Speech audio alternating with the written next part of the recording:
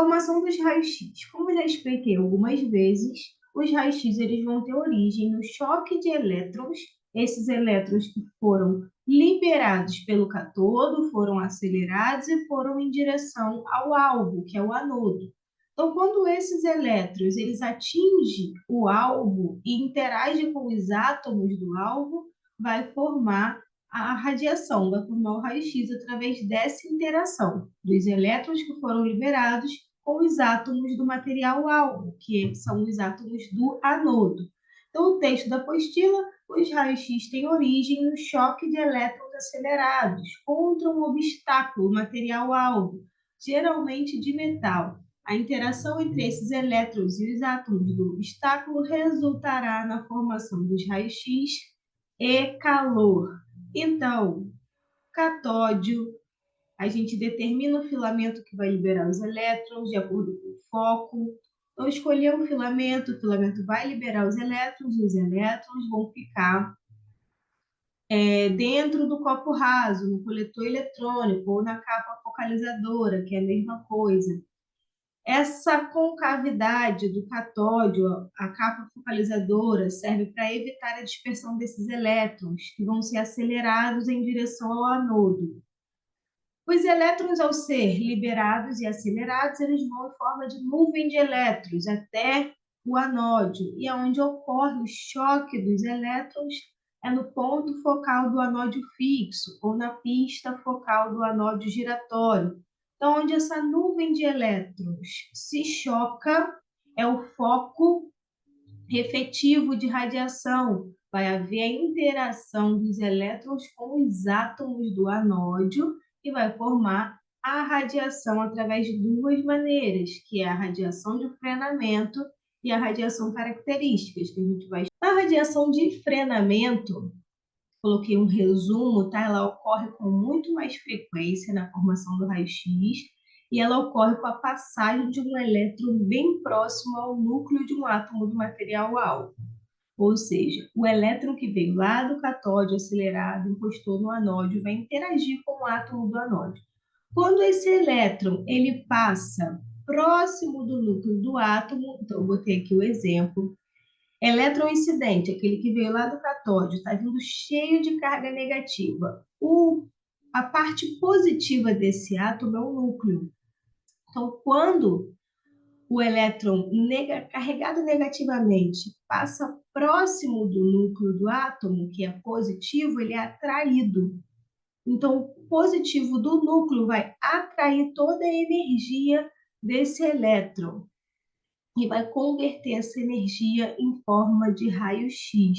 Então, enquanto o elétron incidente está tentando passar direto, mas quando ele chega perto do núcleo, ele é atraído pelo núcleo.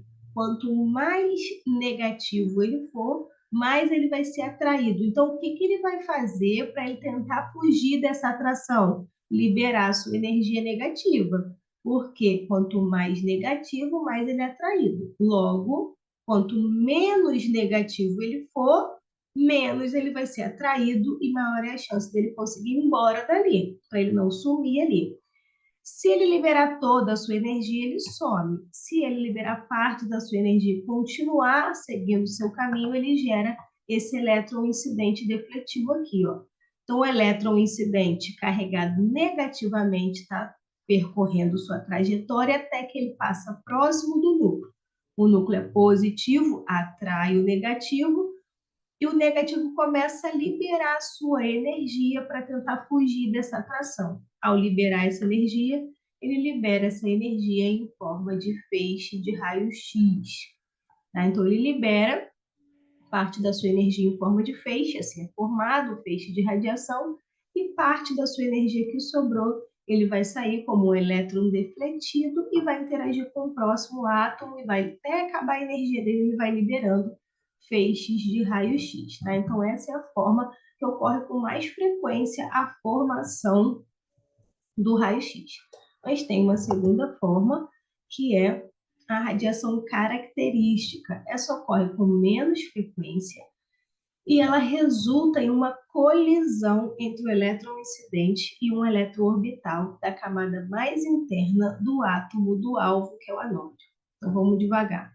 Primeiro ponto, vocês percebem que aqui ele não se choca, ele passa perto. Aqui tem colisão. Então, quando no texto tiver colisão, vocês já sabem que é radiação característica. Quando no texto tiver passa próximo, vocês já sabem que é o frenamento ou Brest-Talulho. Então, vamos entender como funciona a característica agora. O elétron está vindo lá do catódio, acelerado, se chocou ao material-alvo, e quando está interagindo com o átomo do material-alvo, ele se choca com o elétron orbital. Então, vamos lembrar que o átomo ele tem um núcleo, seus prótons e nêutrons, que é a sua parte positiva, e os seus elétrons nas órbitas, tá? Que é a parte negativa.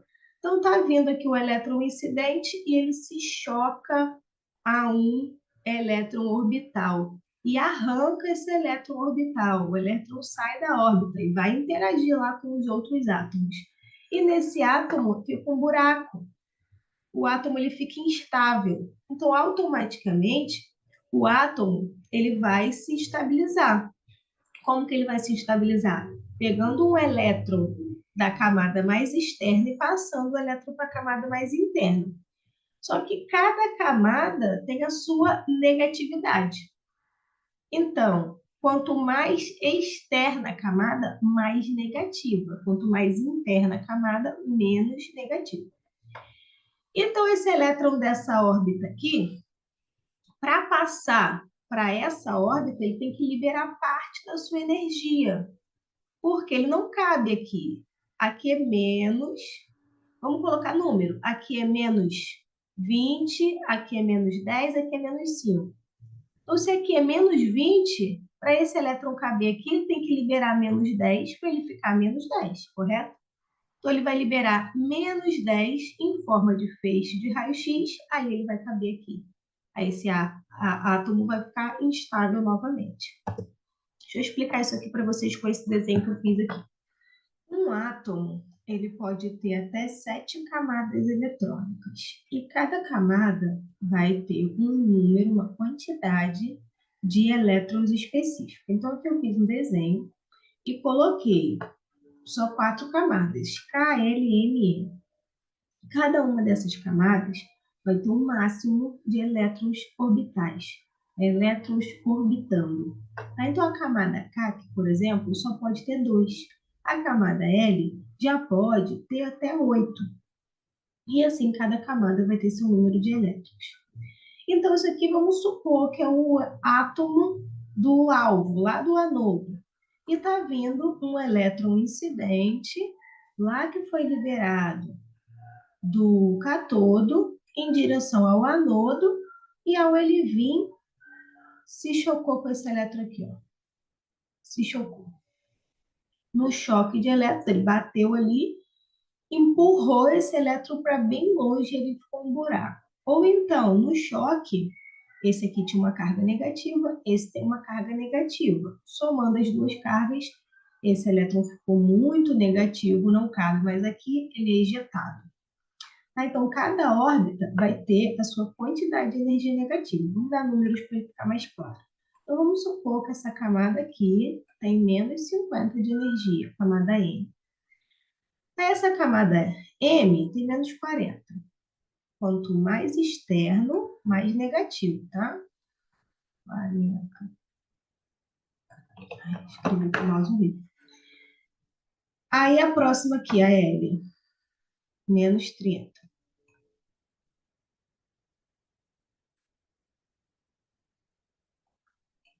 Então, quanto mais externo, mais negativo. Cada uma vai ter a sua quantidade de energia, não pode ser diferente. Todos os elétrons da camada L vai ser menos 30. Todos da camada M vai ser menos 40. Todos da camada M vai ser menos 50.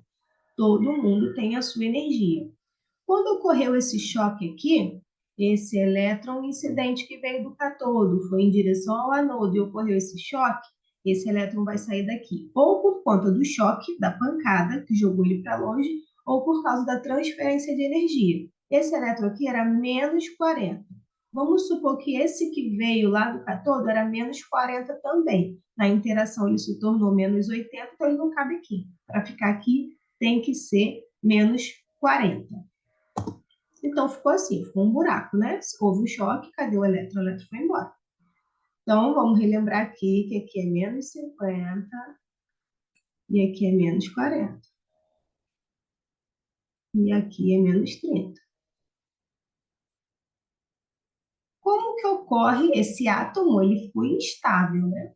Ele precisa se estabilizar. Como que ele vai se reestabilizar? Ele vai pegar um elétron da camada mais externa e vai colocar para a camada mais interna. Tá? Não pode ter vacância, buraco nas camadas internas. Então, o elétron da camada mais externa, esse aqui, elétron da camada mais externa, que vai passar para cá. Como que ele vai passar para cá? Se ele é menos 50 e essa camada é menos 40, como é que faz para ele passar para cá? Ele vai ter que liberar parte da sua energia. Então, ele é menos 50. Quanto de energia ele tem que tirar para ele caber aqui? Menos 10, correto? Então, ele tira menos 10 de energia, ele vai ficar com menos 40 e vai caber aqui. Só que esses menos 10 vai para onde? Vai sair em forma de feixe de raio-x. Então, essa parte que esse elétron vai ter que liberar para ele caber aqui, ele vai liberar em forma de feixe de raio-x. E aí, o átomo fica estável novamente. Então, são essas duas maneiras que acontece a formação do feixe de raio-x lá na interação da nuvem de elétrons que veio do cátodo no anodo.